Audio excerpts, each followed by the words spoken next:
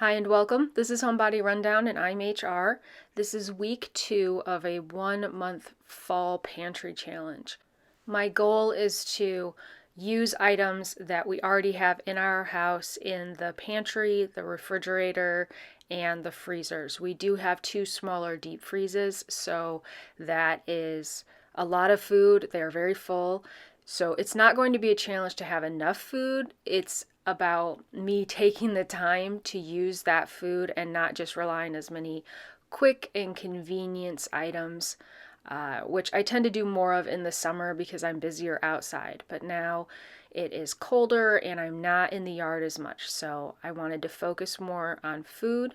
Also, just spending a little less money at the grocery store over the next month because I am buying Christmas presents this month. So I feel like that's a good trade-off for that. I will put all of the rules that I make for my pantry challenge in the description. I do buy a few things every week, like produce or dairy, maybe eggs, but I don't think I'll need any eggs over this next month. All right, first up, I am getting these tomatoes into the oven to roast. I wash them, adding olive oil and kosher salt. They were getting a little wrinkly. They were very ripe when I bought them. So they were good tomatoes, but we just weren't getting through them quick enough. So I threw those in the oven. And this goat cheese is about to hit its best by or expiration date. Not sure which that is. So I am making a salad. These are a bunch of baby carrots that I shredded up. And I think I'll have to put the rest in the freezer. I'm not going to be using them right away. But I added some to the salad with red onions. It's a mix of arugula and baby green leaf lettuce, I think it's called. Also chopped black olives. This is vegetarian chicken that I had made the day before. I pulled that out of the freezer. It was already cooked, so I just rewarmed it in the toaster oven. Here's how the tomatoes are looking. Adding pumpkin seeds. I picked these up. They're a pretty good price at Costco. And croutons that I made a few days before with leftover bread. I did not make a separate dressing for this. I added olive oil, red pepper flakes, garlic powder, onion powder, black pepper, and salt. And here's how it's looking. This was really good. I'm glad I had a little red onion to add onto this as well. Out of the freezer, I got black beans and chickpeas that I had cooked previously in the Instant Pot. I will put those in the refrigerator to defrost. Right now, I'm mixing up whole milk from a whole milk powder. I order this from Azure Standard. It is a little bit expensive, but I like to have the whole milk powder on hand if I'm out of milk or generally for baking. I do not like to drink milk from a powder. I grew up on a farm and just the smell of it always reminds me of like calf milk replacer. If you've ever had to bottle feed an animal, you may know what I'm talking about, but it works well for baking. So a lot of recipes that I make, I prefer to use a whole milk anyway.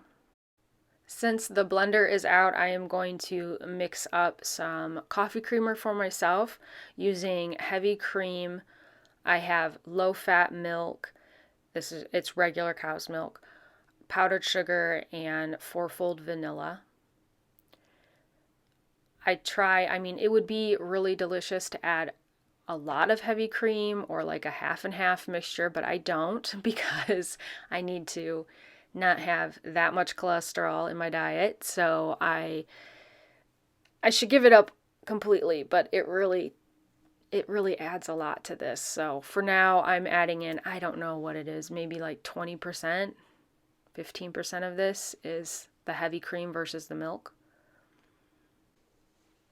I really like to have these lids that fit onto mason jars with a pour spout. This does have a seal. I ordered these off Amazon. I'll link it if I can find it. But just be aware this little seal pops out so you can wash in there, and then you've got to make sure that it's set into that correctly or it will leak. But this works really well for things like when I make iced tea or the coffee creamer. Okay, not food related, but I did not make much food yesterday because I've been working on repainting the entire house slowly, kind of taking a year to do it, but I'm lightening things up. So this is going from the more dark color is antique white, Sherwin-Williams, and I am painting it whitetail, which is also a Sherwin-Williams color. Anyway, what this means is that I only made pasta yesterday. The next day in the morning, I made youngest child a fried egg and toast real quick for kind of brunch.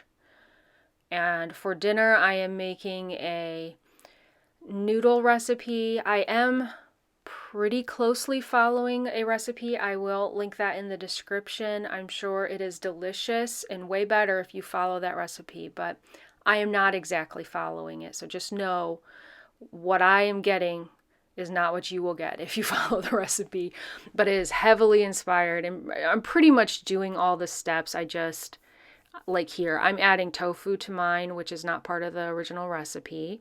This tofu is very well dried and crumbled, or rough chopped and crumbled. I added a little cornstarch, smoked paprika, and salt. In the pan is avocado oil and toasted sesame oil.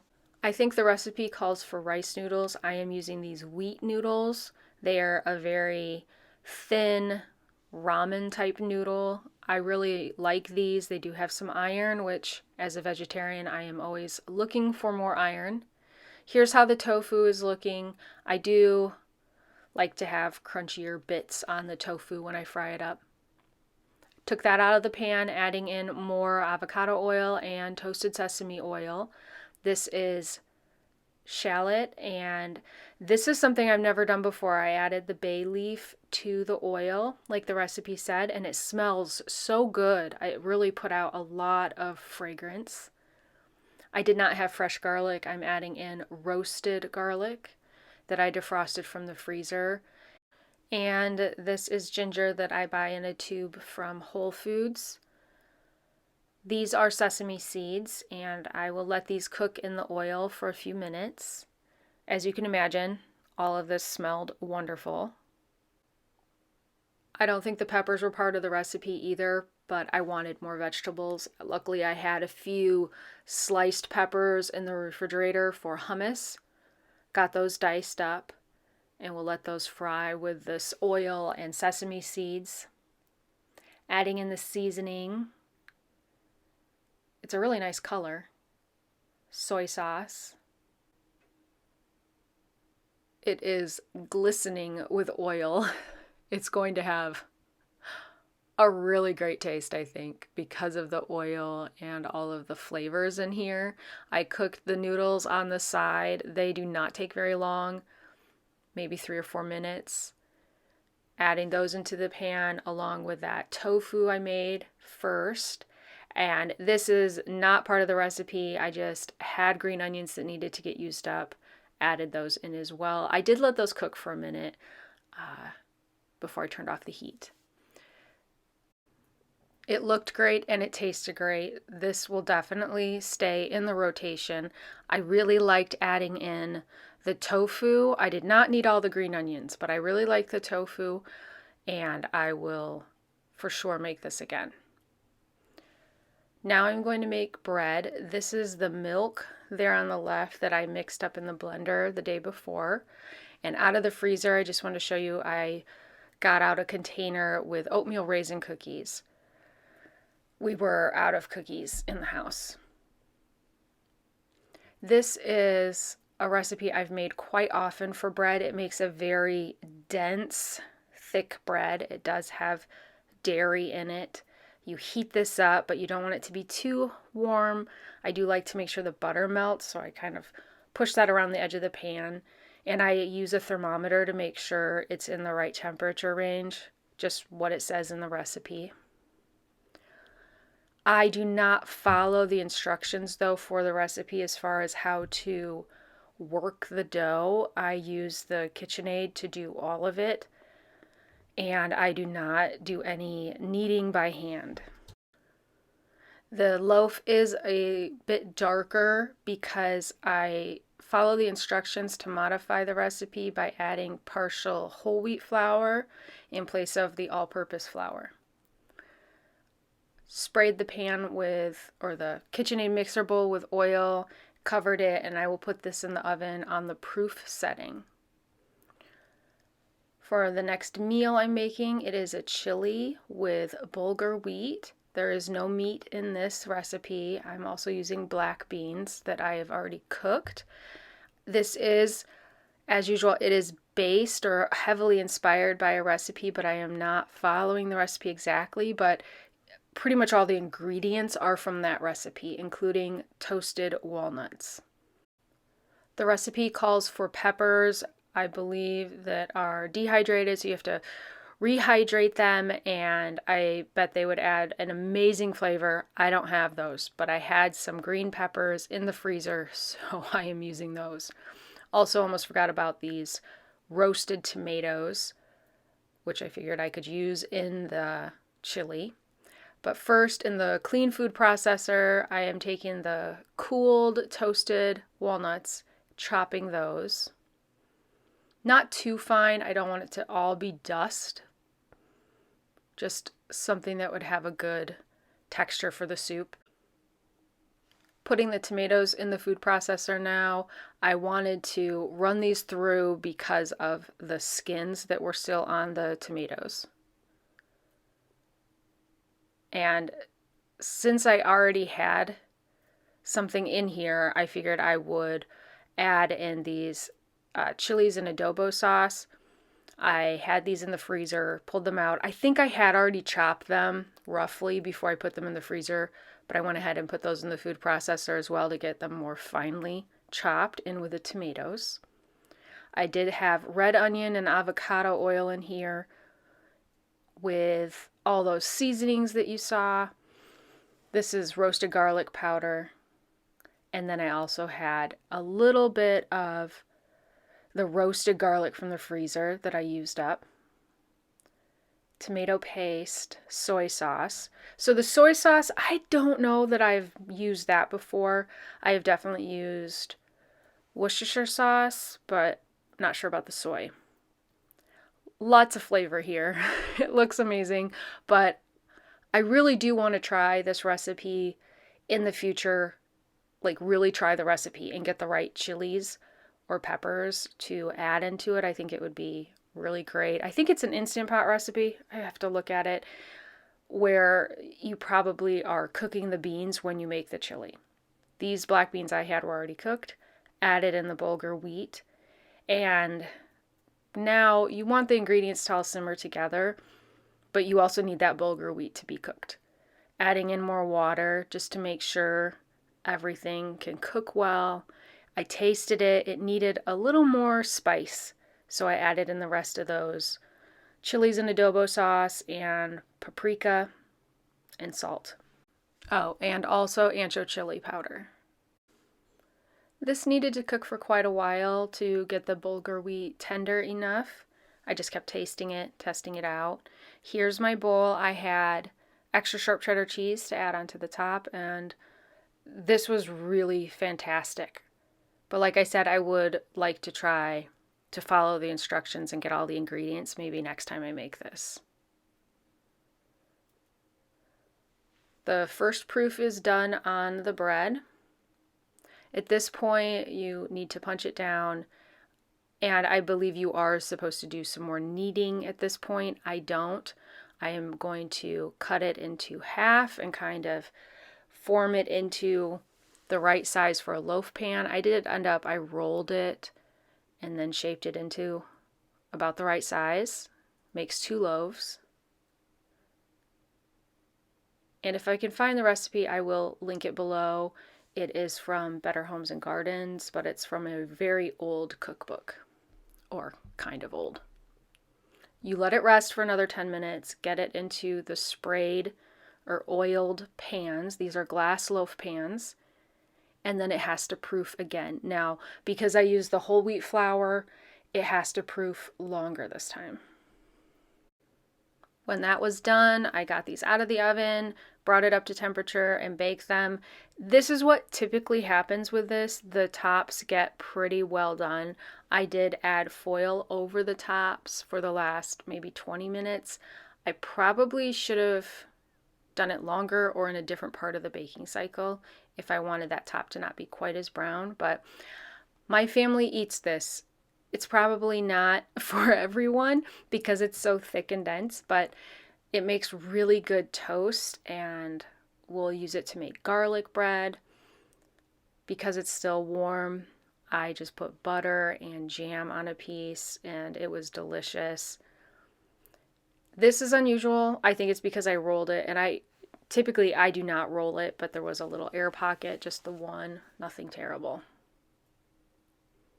Yeah, so this is pretty good. But it's good just toasted with butter. It's very filling. Unfortunately, the dishwasher was almost full when I started this morning, so I had to let that run, and I collected a lot of dishes making this chili and bread, and I just wanted to show you it does create some extra work. These are quesadillas that I had made last week and put in the freezer. I defrosted those in the refrigerator and cooked those up for a quick and easy lunch. Next up, I am going to attempt multitasking. I'm not trying to follow a recipe, so that helps as far as whether or not I'll be successful. But I have frozen hash browns. These are called Southern style. They're just cubed. I order these from Azure Standard. That's a bulk food company where I make an order online and then I have to go and meet a truck on a certain day and time to pick up my order. While those are in the oven, I am making a kind of a creamy pasta dish. I was looking at a recipe for a white lasagna soup. I will link that recipe below, but just know I have not made that. But I didn't feel like soup, so this is going to use a lot of the same ingredients, but not follow the recipe. These are the heel ends of the bread that I made yesterday. I had left them out on the counter to get a bit stale and grinding those up. I'm going to add those to the egg bake that I'm making. In this enameled cast iron pan, I have vegetarian sausage. It's a Beyond brand product. Olive oil and avocado oil in here. The last of the red onion that I had in the pantry. Seasonings include red pepper flakes, black pepper, salt, and garlic powder, onion powder. In the food processor, I added a jar of roasted red peppers. I chopped those, but I did just pulse it because I didn't want this to become complete mush. I still wanted some pieces of red pepper. These are sun-dried tomatoes. The kind I buy, they come whole. They're not sliced or diced, so using the food processor was a lot easier than doing it by hand. When the veggie sausage and onions were done, I removed that from the pan and added a small amount of oil, frozen chopped spinach, a fresh tomato that I diced up. Seasonings included Italian seasoning, and here are sun-dried tomatoes. Also added in other seasoning like a bouillon cube, not chicken, so a vegetarian faux chicken flavored bouillon cube. Added flour as a thickener, let that cook for a minute or two, and now I'm going to slowly add in milk to make a creamy sauce. I don't think I said, but I added back in half of the sausage and onion mixture along with drained and rinsed cannellini beans that are cooked, lemon juice. This is the pasta I made the other day when I was painting. It's a larger shell pasta. Mushroom umami flavoring from Trader Joe's. Low-fat Greek yogurt. And Parmesan cheese. This really helped to make a creamy sauce for this pasta, and it was really, really good. A lot of flavor. I'm glad I added the sun-dried tomatoes. Those were really good in this. Decided to put a crunchy topping on it. Nutritional yeast, breadcrumbs, black pepper, onion powder, garlic powder, and Parmesan cheese. The other half of the sausage and onion mixture I added to the potatoes, which I've baked now. I just wanted to make sure they weren't still hard when I made this. These are the rest of the breadcrumbs from the homemade bread. I had green onions to use up. I added a little heavy cream to the eggs, but to balance that, I did take out a couple of the egg yolks. A lot of the flavors I'm putting in here are things that I would add when I make a quiche, except the potatoes. I don't add those into a quiche. But I love to have the roasted red peppers and goat cheese, which I crumbled the goat cheese over the top quite a bit, really. I did cover this because sometimes I find that the eggs will get tough if they're in the oven for very long. Here is the pasta bake. It was very creamy. It had really good flavor. I did put it under the broiler for a few minutes to get that topping a little more crunchy. I thought this was really good, but honestly, I would not make it again with the pasta. I would rather just have the creamy white bean bake. I did not need all that pasta in there. It was, I don't know, I just would rather have the beans and all the other flavors. Here is the egg bake or egg casserole, and you can see it came out of the pan really well. I had only sprayed it when I put in the potatoes. As you can imagine, this was very filling. The potatoes in here were delicious. My husband was a huge fan of this. We primarily ate this as a breakfast casserole, but it would be, really good for any meal. This video is going to have extra bonus content because typically I do not cook a lot on the weekends, but our two oldest kids were able to come home from college for a quick weekend visit, so I did end up making food over the weekend. This was on a Friday night, I believe, and I got green beans out of the freezer, cooking these on the stovetop with olive oil, lemon pepper, and salt. And out of the freezer, I got a container with pancakes that I made, I think the week before, and brown rice. I figured I could use that in something over the weekend. Into the Instant Pot, I added water and macaroni noodles. I'm going to make a homemade mac and cheese. The recipe for this I got out of a book. I will link the book below, but I can't link the recipe. It's not online that I know of.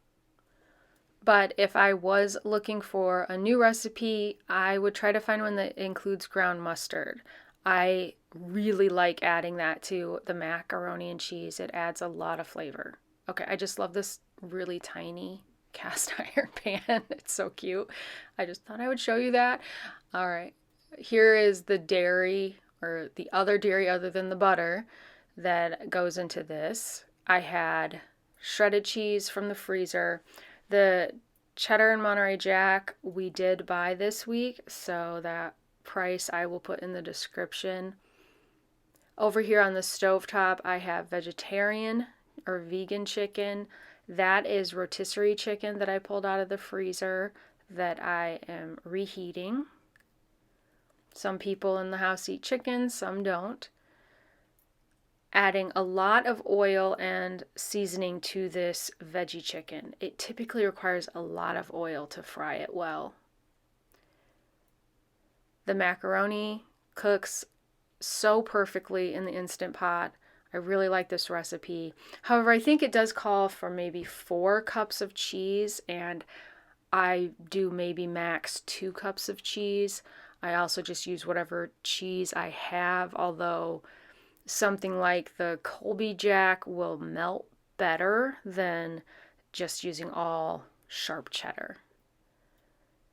I don't measure as usual, and I think it calls for evaporated milk, and I just use regular milk or cream.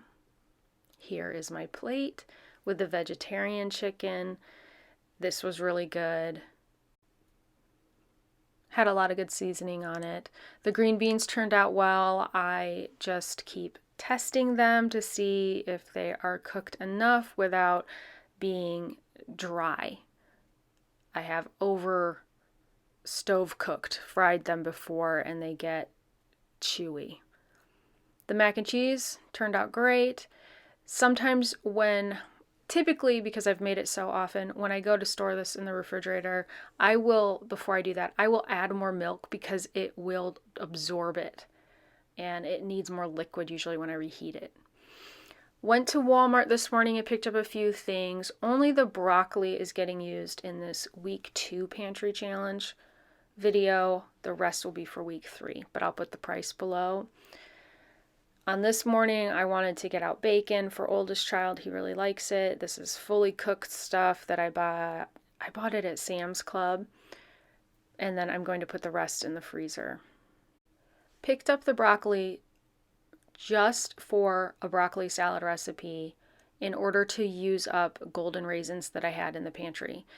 That's the problem with buying specialty ingredients for me, especially something like the golden raisins. The only thing I use them in is broccoli salad.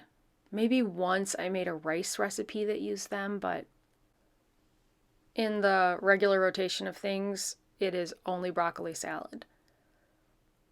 Making the dressing, and I did not spend the money to buy a Miracle Whip. This is my mom's recipe, and I grew up in a Miracle Whip house. If you know, you know. Some houses are Miracle Whip, some are mayonnaise, and Miracle Whip is so much better. So if I am making this for other people, I will buy Miracle Whip to make the dressing. Instead, for my family, I have mayonnaise and I added Greek yogurt, hopefully to add a little more tanginess, but it is not the same. And it also has the vinegar, which helps. I personally am adding, just to give it more flavor, the garlic powder, onion powder, black pepper. I would not do that if I had the Miracle Whip. The sunflower seeds I have are unsalted. Adding a little salt to this as well. And I was trying to use a more space-saving bowl. I was using the large measuring cup I have, and I realized I was not going to be able to stir this in the measuring cup. There was more broccoli than I realized there would be. Got out this new, to me, Anchor Hocking bowl. It's really nice. I like the size, and it's not as wide as the bowls I have from when we got married. Those are also nice, but they are a bulkier shape, and they take up more room in the dishwasher. This is a little more compact. Here's how the salad looks.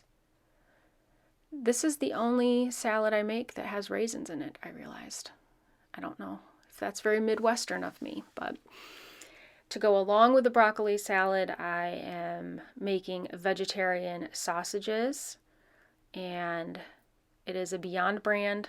I have 2 packages. This is the hot Italian. I'm also making up just the regular. These, I'm not sure if it's just called regular. I don't know. But I am making a lot of these, and I will package them up and send them home for the boys. They can put them in the freezer. They're already cooked, so they're an easy lunch or dinner meal for them if they need it. I do slice these in half before I cook them. I have made them whole, and my family just prefers to have them cut in half. So you do get more surface area, to fry, to get that flavor, that fried flavor on it. These I let go a little too long. I got distracted, and you do want to watch that. At least with these veggie foods, they will get a little dry. But these were all right. I did better on the next batch. Anyway, with the sausages, if you want a whole one, you can add in 2 halves. I just eat 1/2 of one. I think my husband does the same thing. This is kind of loaded. This may be way too much weird flavor for some people. I have mustard cheese, dill pickle relish, and those fried onions on here. I like this combination. And this is the spicy vegan sausage or vegetarian. I gotta look. I don't know which it is. Last item in this video is a new cookie, new to us anyway. It is a soft and chewy sugar cookie. I think I found it on Pinterest, but it's off a website that you can get to. There's no paywall or anything. I will link that in the description. Since it is a new recipe, I really was going to follow all the instructions, but I ran out. It needed 2¼ cup of flour, and I had 2 cups of all-purpose flour. So I did add in 1/4 cup of whole wheat because I was too lazy to go to the basement and get more all-purpose. But I think they turned out fantastic. They did spread out more than I realized. It said you could refrigerate if you lived in a warm climate. I don't, but I think I might refrigerate them next time just to keep them a little thicker and more compact, like it said in the recipe. But these were great. They had good flavor. I mean, they have 2 sticks of butter in them, so I kind of knew it would be, pretty good. But my family loved these. Therefore, this recipe will stay in the rotation. I just will refrigerate it, and I may try to replace a little more of the all-purpose flour with whole wheat flour in the future, which is what I normally do. I don't know if anyone cares, but I did get the painting done, so you can see the soffits in the kitchen are the whitetail. The walls are still the antique white. Overall, made a lot of food in this last week with the boys coming home. This is more than I would usually make in a week when it's just the 3 of us at home. Some of this can go in the freezer, which is always nice to have for an easy meal in the future. The cookies were awesome. This egg bake was really good. I will do that again. And, as usual, the mac and cheese and the bread were very popular. Thank you so much for watching, and I will have week 3 out midweek next week.